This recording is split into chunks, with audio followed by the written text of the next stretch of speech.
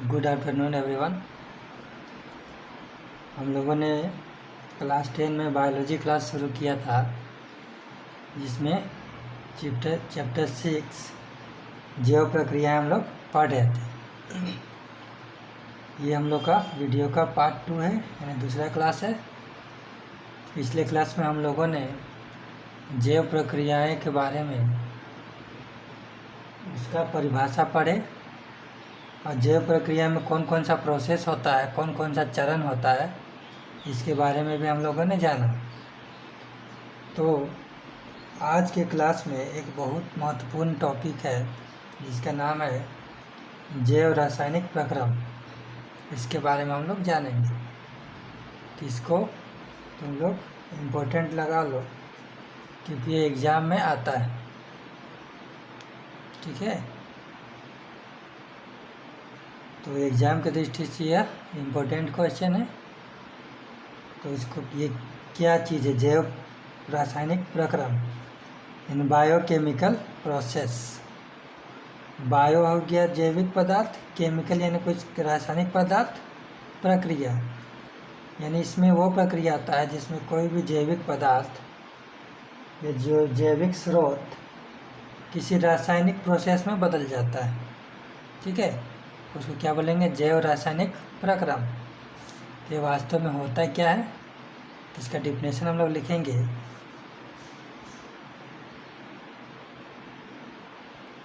ऐसा रासायनिक प्रक्रम जिसमें कोई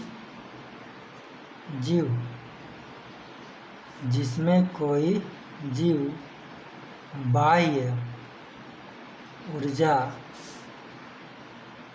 स्रोत से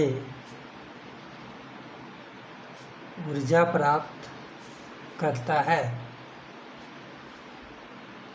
बाह्य ऊर्जा स्रोत से ऊर्जा प्राप्त करता है, जिसके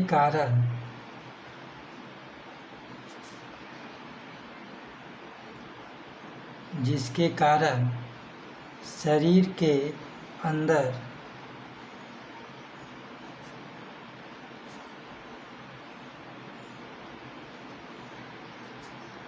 ऊर्जा स्रोत से प्राप्त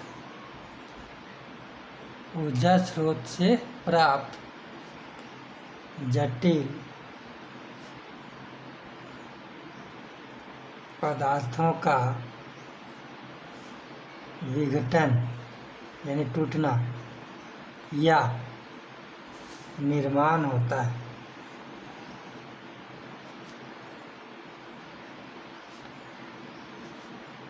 जिससे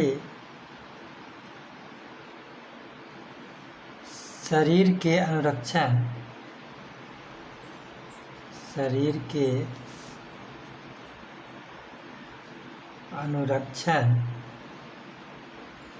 तथा वृद्धि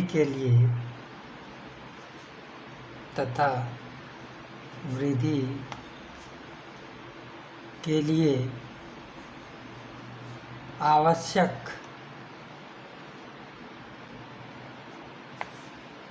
अणुओं का निर्माण होता है।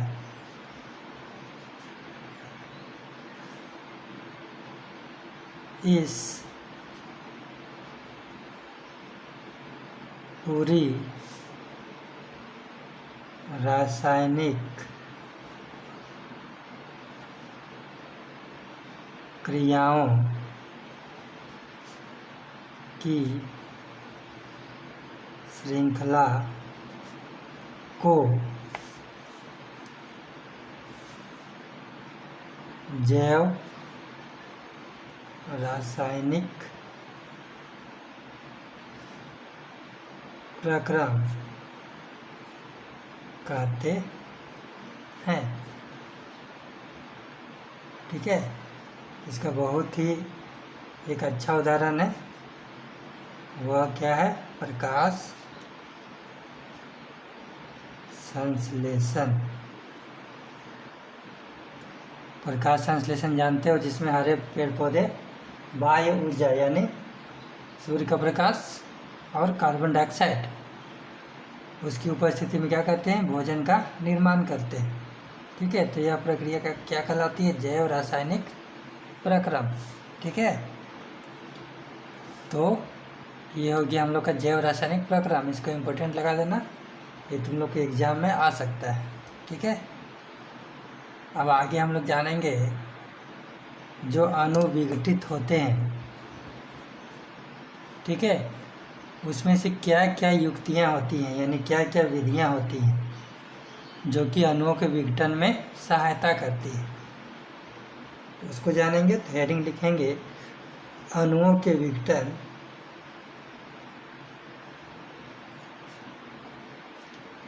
अणुओं के विघटन की सामान्य रासायनिक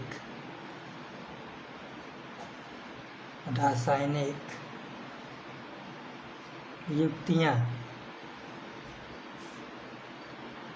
तो नंबर 1 में है, जिसका उपयोग बाद में भी होगा, कहीं कहीं हम लोग कोई भी चीज़ वर्णन करेंगे तो इसका उपयोग जरूर होगा। तो इसका नाम है चयापचय।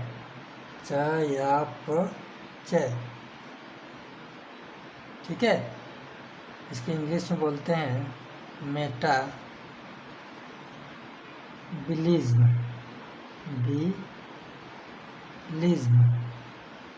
ठीक है, और दूसरा जो है उसका नाम है उपापचयी।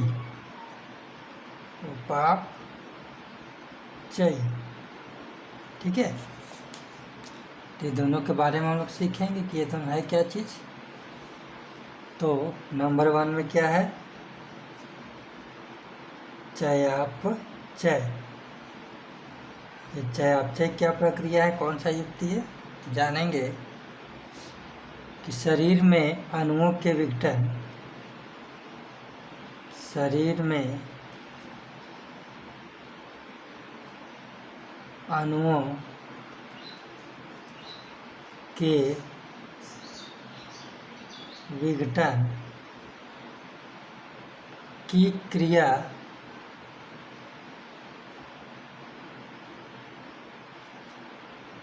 एक रासायनिक युक्ति द्वारा होती है, जिसे चयापचय कहते हैं। तो शरीर के अंदर जो अणु टूटते हैं या अणुओं का जो विघटन होता है, उसी विघटन की प्रक्रिया को क्या बोलते हैं, चयापचय। ठीक है, आगे है नंबर 2 में उपापचयी। लिखेंगे नंबर 2 में हेडिंग उपापचयी। तो उपापचयी क्या होता है, ऐसी जैव रासायनिक क्रियाएं जो सभी जीवों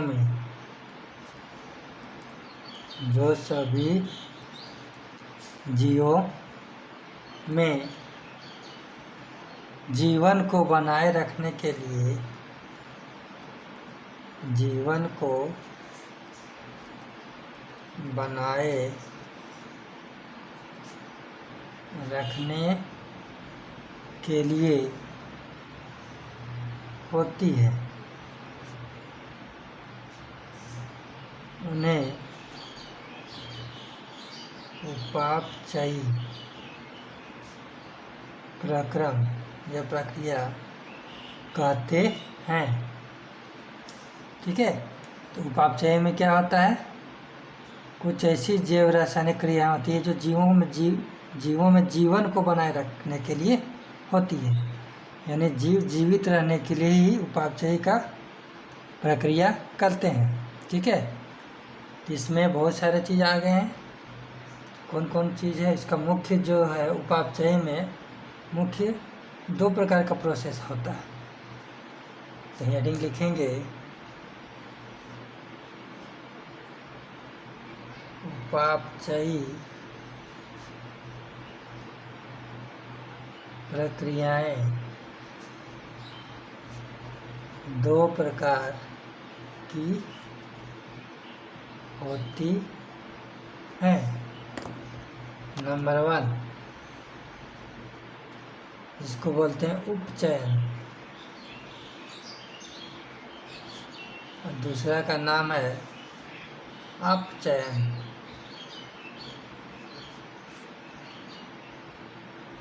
एक का नाम है उपचयन और दूसरा का अपचयन। जो तुम लोग केमिस्ट्री में चैप्टर 1 में पढ़े होंगे उपचयन अपचयन, तो यह उस तरह का नहीं है, इसमें कोई दूसरी तरह का प्रक्रिया होती है। सिर्फ नाम सेम है लेकिन इसका काम कुछ अलग है। तो वह क्या है, सबसे नंबर 1 में लिखो उपचयन। उपचयन में क्या होता है, तो लिखो यह रचनात्मक रासायनिक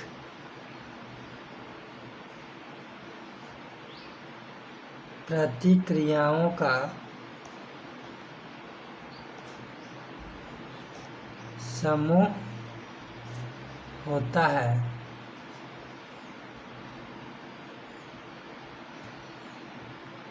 जिसमें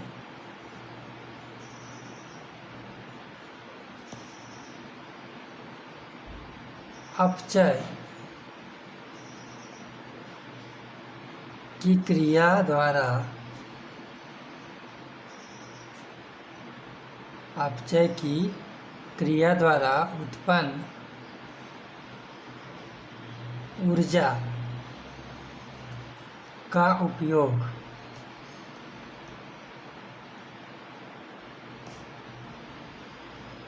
सरल अणुओं से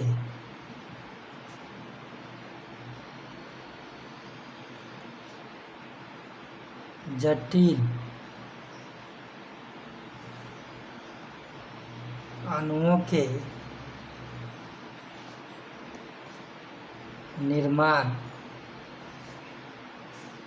में होता है। ठीक है, इस प्रोसेस में क्या होता है, जितने भी सरल अणु रहते हैं वे क्या बनते हैं, जटिल अणु बनते हैं। ठीक है, तो जटिल अणु बनने से क्या होता है, तो नए नए कोशिकाओं या ऊतकों का निर्माण होता है। लिखो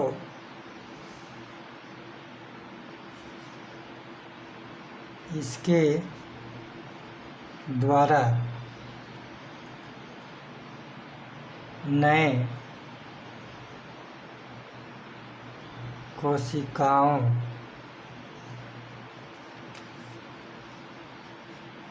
या ऊतकों का निर्माण होता है। ठीक है, तो उपचयन जो होता है, उपापचय प्रक्रिया का यह पहला प्रोसेस है उपचयन। इसमें सरल अणु से जटिल अणु का निर्माण होता है, जिसके कारण क्या बनते हैं, कोशिकाएं बनते हैं या ऊतक बनते हैं। नंबर 2 में है अपचयन। हेडिंग लिखेंगे अपचयन। ये क्या है, इस प्रक्रिया में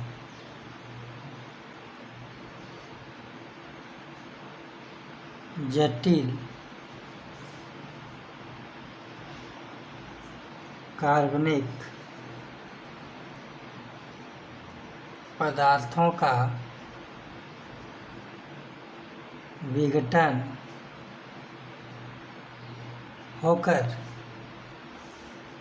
सरल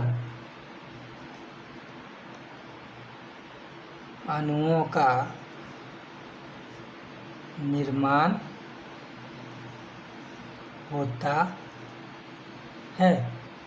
देखो, उपचयन का जस्ट अपोजिट है अपचयन। इसमें सरल अणु से जटिल अणु का निर्माण होता था, लेकिन इसमें क्या होता है, इसमें होता है कि जटिल जो अणु होता है कार्बनिक पदार्थ उसका विघटन होता है, यानी वो टूटते हैं और क्या निर्माण करते हैं, सरल अणुओं का निर्माण करते हैं। ठीक है, इसके द्वारा कोशिकीय श्वसन के दौरान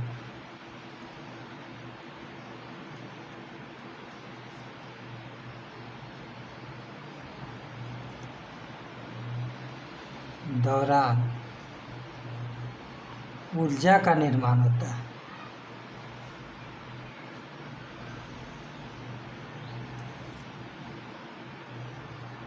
ऊर्जा का निर्माण होता है। इसके द्वारा क्या होता था, नए कोशिकाओं या ऊतक का निर्माण होता था। और अपचयन के द्वारा कोशिकीय श्वसन के दौरान क्या होता है, ऊर्जा का निर्माण होता है। अब हम लोग नए टॉपिक पर चर्चा करेंगे और उसको सीखेंगे। तो नया टॉपिक क्या है, हम लोग पोषण शुरू किए थे, पहला चरण। तो पोषण का परिभाषा हम लोग देख लिए थे। अब हम लोग पढ़ेंगे पोषण के प्रकार। हेडिंग लिखेंगे पोषण के प्रकार। तो पोषण मुख्यतः दो प्रकार का होता है। पहला होता है, जो कि तुम लोग सब जानते होंगे, स्वपोषी पोषण। और दूसरा होता है विषम पोषी। इसको हम लोग परपोषी भी बोल सकते हैं। विषम पोषी या परपोषी पोषण। तो जितने भी प्रकार के जीव हैं इस जगत में, सभी जीवों में ये दो प्रकार का पोषण देखा जाता है। पहला स्वपोषी पोषण, दूसरा विषम पोषी पोषण। ठीक है, तो दोनों प्रकार के पोषण को हम लोग एक करके वर्णन करेंगे। फर्स्ट में हेडिंग लिखो स्वपोषी पोषण। सबसे पहले हम लोग क्या जानेंगे, स्वपोषी पोषण के बारे में। पहले इसका डिफिनेशन लिख लेते हैं। लिखिए, हरे पादप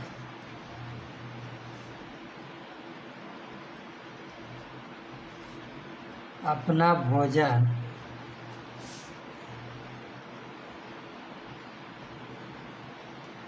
जल,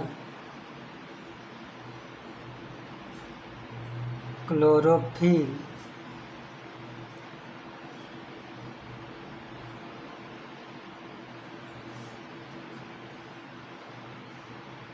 सूर्य के प्रकाश तथा कार्बन डाइऑक्साइड गैस की उपस्थिति में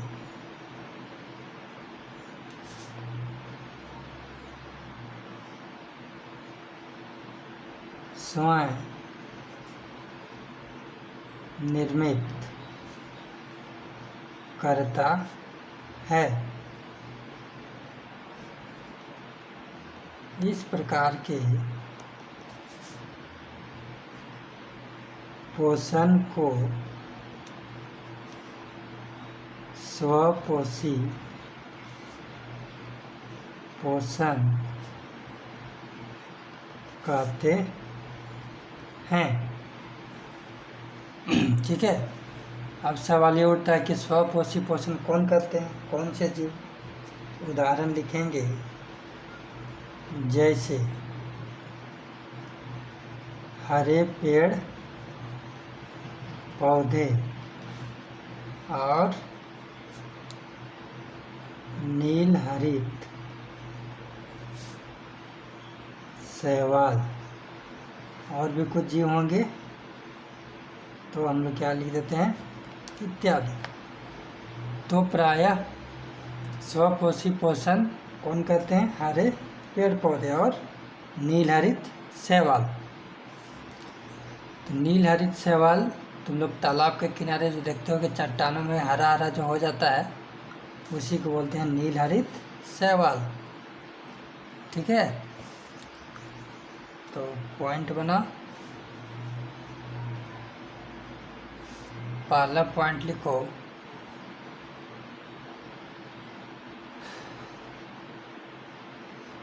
इस प्रकार के पोषण में, जो पॉइंट लिखवा रहे हैं इस पॉइंट से तुम लोग को स्वपोषी और विषम पोषी पोषण में अंतर करने में सुविधा होगा। ठीक है, तो ये पॉइंट को याद रखना है, और अंतर जब लिखने का रहेगा तो इसी पॉइंट से ही अंतर लिखना है। तो इस प्रकार के पोषण में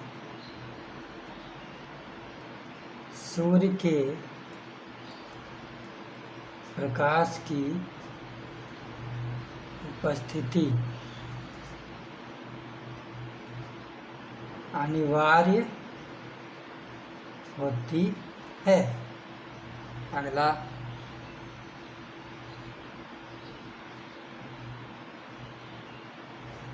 इस प्रकार के पोषण को प्रकाश संश्लेषण भी कहते हैं। अगला पॉइंट, इस प्रक्रिया में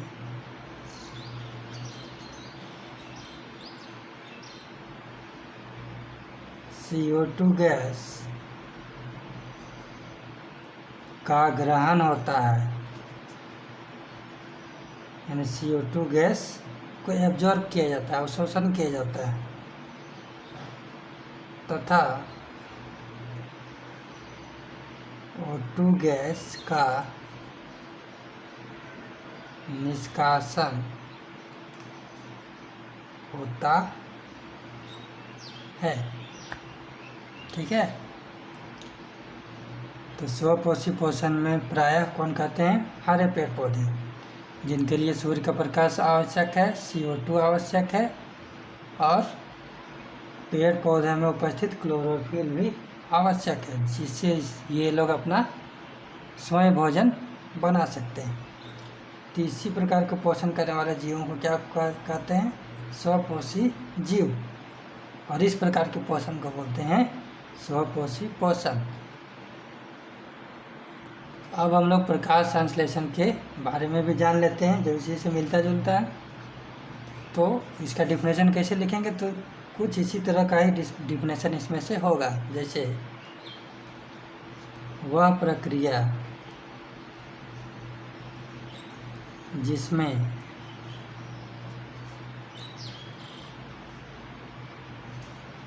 पेड़ पौधे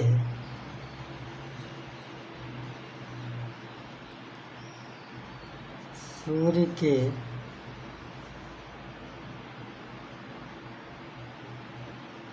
प्रकाश की उपस्थिति में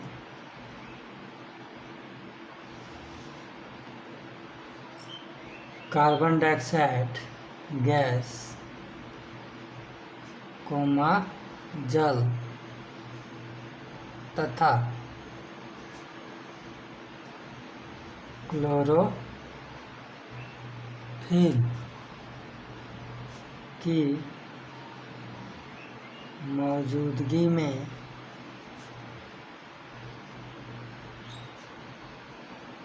भोजन का निर्माण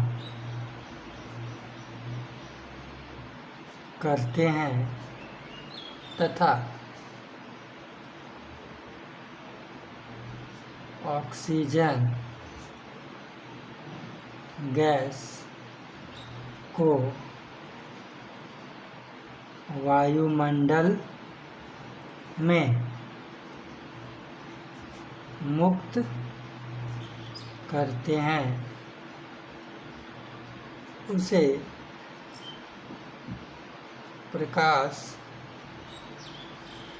संश्लेषण प्रक्रम कहते हैं। ठीक है, तो प्रकाश संश्लेषण का डिफिनेशन यह हो गया, इसको याद रखना है इस डिफिनेशन को।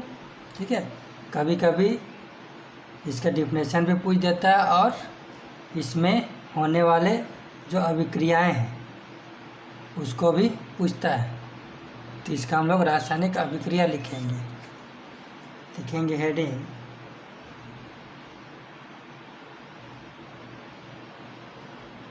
प्रकाश संश्लेषण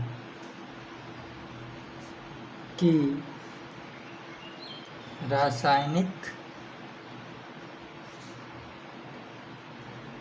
अभिक्रिया। ये जो अभिक्रिया है इसको अच्छा से याद रखना है क्योंकि एग्जाम में आता है। तो क्या है, तो पेड़ पौधे क्या क्या लेते हैं, CO2 लेते हैं यानी कार्बन डाइऑक्साइड गैस, और क्या लेते हैं, जल लेते हैं। किसकी उपस्थिति में, सूर्य के प्रकाश, तो सनलाइट लिखेंगे। और क्या रहता है, क्लोरोफिल,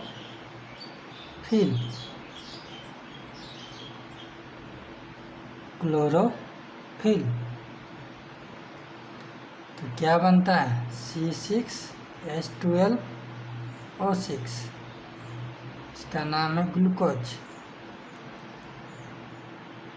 ठीक है, प्लस क्या निर्माण होता है, ऑक्सीजन प्लस H2O यानी जलवाष्प। ठीक है, तो ये जो समीकरण है ये बैलेंस नहीं है, तो इसको तुम लोग क्या कर लोगे, बैलेंस कर लोगे खुद से। ठीक है, तो ये तुम लोग का रहा प्रकाश संश्लेषण की अभिक्रिया का रासायनिक समीकरण। तो इसको याद रखना बहुत ज़रूरी है, ये तुम्हारे एग्जाम में पूछा जाता है। ठीक है, तो इस अभिक्रिया को याद रखना है प्लस इसको बैलेंस भी करना है। तो आज का क्लास में हम लोग इतना ही तक जानते हैं, अगले क्लास में हम लोग और आगे जानेंगे। तो मिलते हैं अगले क्लास में।